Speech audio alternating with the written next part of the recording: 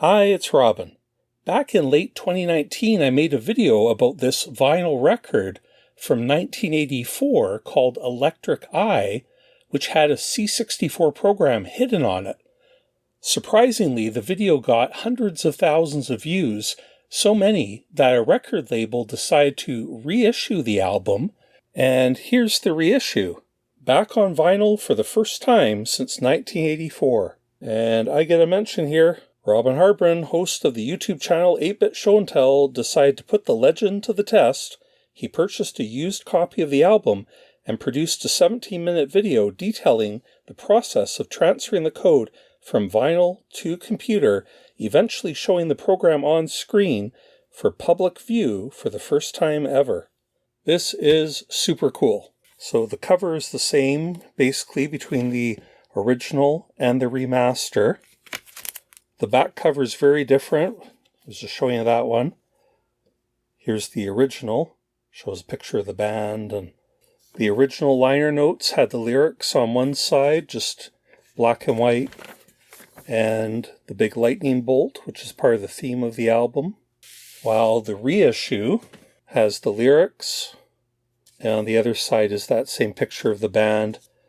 And while the original 1984 release was your regular black vinyl, the new one is on fancy red vinyl. It has that TV set with the lightning bolt in the middle of each one. Looks pretty nice. So check the video description for a link if you're interested in buying this reissue. I don't get anything from it, but if you want to support people reissuing C64 software on vinyl, then I highly encourage you to. So in the original video, I got lots of comments. I'm going to try to address more of them in this video today. One frequent comment was, why did I bother transferring the record to cassette to load into the Commodore 64? Why didn't I just plug the record player directly into the Commodore 64? Well, the main answer is that there is no plug, either 1/8 inch or RCA or whatever, on the back of a Commodore 64. It just has a digital cassette interface, just compatible with Commodore datasets. However, since then, I have acquired this little device. I bought it on eBay, I think from a seller in Greece. It's called an MP3 to C64, and it has a few functions, but the main one is to allow a 1/8 inch audio source, such as your smartphone, to play audio files directly into the C64. I think it does some other stuff that you can like duplicate or run it off onto cassette as well. But I figured if I can run a 1/8 inch jack straight on my record player and into this gadget and finally directly load the Easter egg. So let's give that a try. Notice on this interface it has a switch here. It says I and N. I believe that's for inverting the waveform. And that was one of the problems I had when trying to convert the original, that the waveform was upside down. And while our ears don't care, the Commodore 64 actually does. It's detecting a transition from high to low. So we're going to set that to I, or invert. Plug the interface into the back of the C64. Power it up. And we'll try loading it. Shift, stop. Okay, and we'll try it off of the new reissue.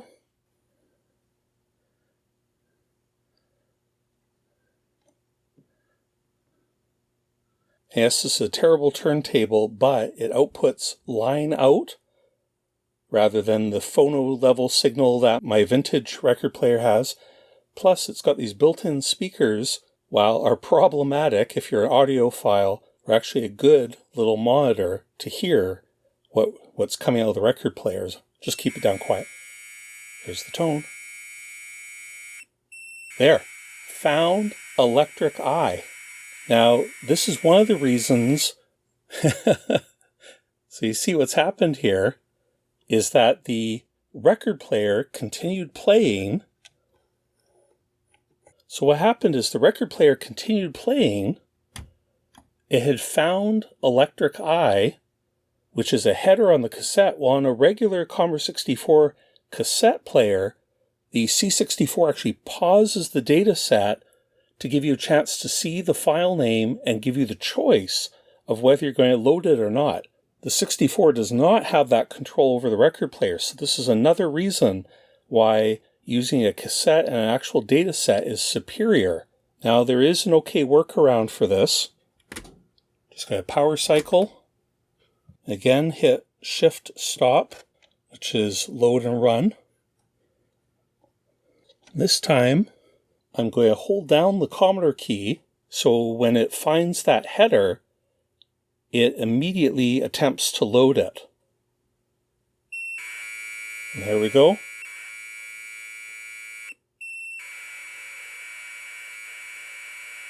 And it's loading. And there it is. The Easter egg has loaded directly from vinyl into the 64. So why didn't I do that in the first place? Well, I didn't have the interface, but now I do. And happily, it works quite easily as long as you have the inverted switch set there.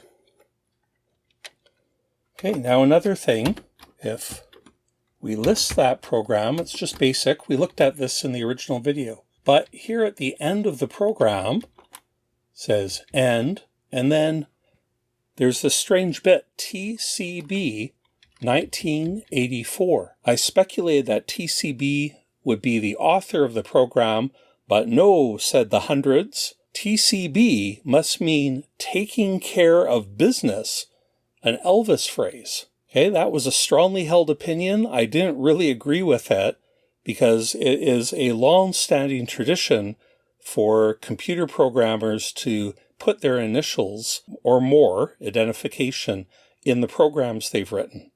But anyway, I didn't know either way. But no, TCB is not taking care of business. TCB wrote me Tom Charles Beaton, who just happens to be the cousin of famous YouTuber Rick Beato. So I actually talked to Tom a bit. I'll play an excerpt here.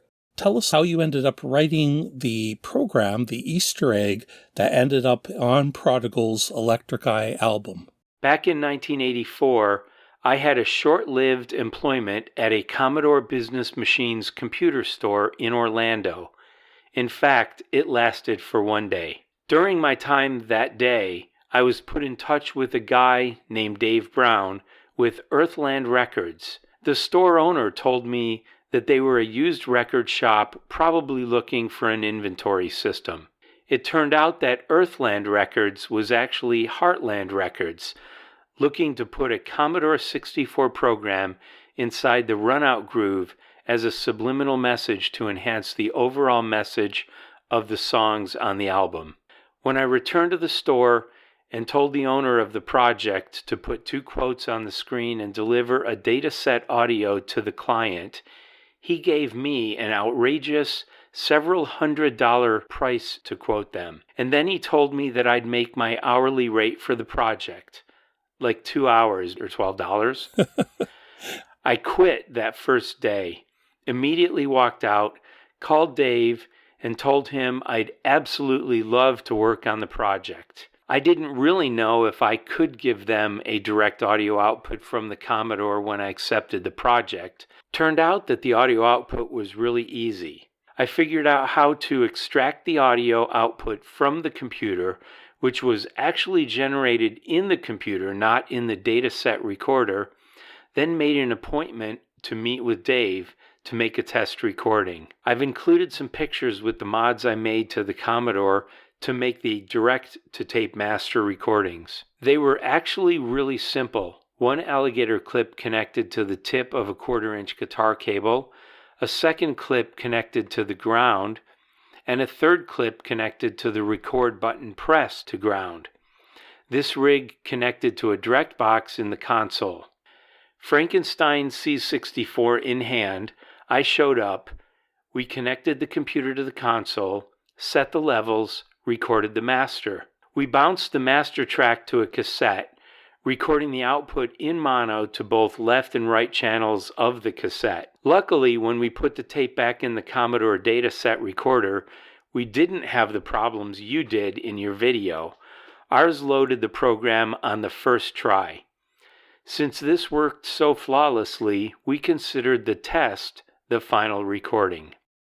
If you're interested in hearing more, then head over to my second channel. There's going to be a link in the description below, and hear the full interview. Another common question was, why didn't I just use the cassette version of Electric Eye in the first place? Well, I didn't have it then, but actually now I do. Here it is, Prodigal Electric Eye. But I listened to it from end to end. The Easter egg is not on here. And that was probably a deliberate choice of theirs. You've heard how screechy the audio from the Easter egg is. They probably didn't want to inflict that on their listeners who wanted to listen to this cassette just as like a casual listener. And it might have made it too obvious that something was going on. They probably got complaints as well about inflicting that horrible noise on people and like scaring them. So on the record, they were able to have this locked groove and protect it so that the casual listener wouldn't hear it. And finally, something I'm super excited to show you is that the Easter egg was at the end of the album on side B. When I heard they were doing this reissue, I suggested, why don't we make another Easter egg and put it on side A? And so that's exactly what we've done. There's an extra groove in here. And I'm going to switch from I to N, which I think is normal. My friend Sam Washburn and I programmed it. I then saved it on tape and then turned that into a WAV file, which we sent off to the audio engineer doing the remaster. It's loaded in exactly the same way. Let's go ahead and try. Okay, shift stop. And we'll just drop that down. And again, I'll hold down the Commodore key to load the file. There's the header. And the text actually says Electric Eye 2. But we won't pause for that just so you don't have to sit through me trying that a second time. The Easter egg is longer than the original, so I'll skip ahead. Woo, first try. So here it is. Welcome to the new Easter egg. Now I talked to Prodigal guitarist Rick Fields about what he'd like to see in this new Easter egg, how we could improve on the original. So one of the top priorities was to add some music, and he suggested making a SID version of the main riff of the title track Electric Eye. So that's what my friend Sam worked on. He made a custom music player that was as small as possible so that we could keep the file size down. The more data we put in this, the longer the audio required would be, and we only had a limited amount of space to work with here. Another was scrolling text instead of just the static text. Rick provided the actual text and I coded the scroller. And finally, I coded this procedurally generated lightning in keeping with the Electric Eye theme and the artwork on the cover.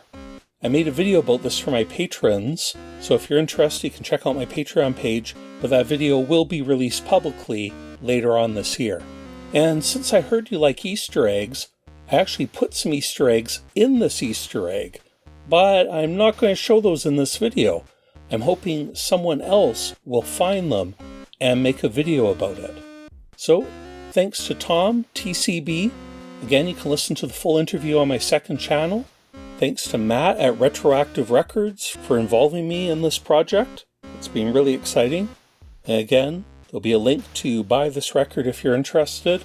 Thanks to Rick from Prodigal. Check out their website, prodigalnow.com, for more information about the band. And thanks to Dan Boldman, son of the late Lloyd Boldman, who's the lead singer of Prodigal. Dan left a fantastic comment on that original video, which got thousands of likes.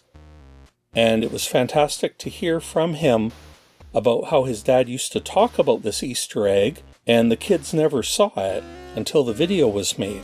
That was just a fantastic feel-good story. Thanks, Dan. Okay, thanks to my patrons for their support. Thanks to you for watching, and we'll talk to you next time.